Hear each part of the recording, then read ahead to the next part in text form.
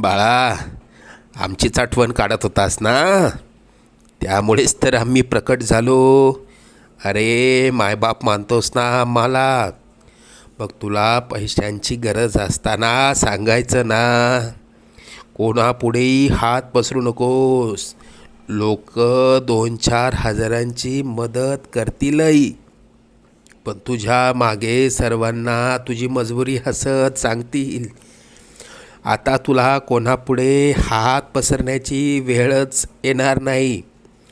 तू आजपर्यंत भरपूर दुःख सहन केलंस. लवकरच तुझ्या रडक्या भाग्यात सुखाचे दिवस येतील. तुझ्या मनात असलेली इच्छा पूर्ण होऊन अक्कलकोटला पेढे घेऊन येणं होईल. येशील ना आम्हाला भेटायला अक्कलकोटला? सगळं मनास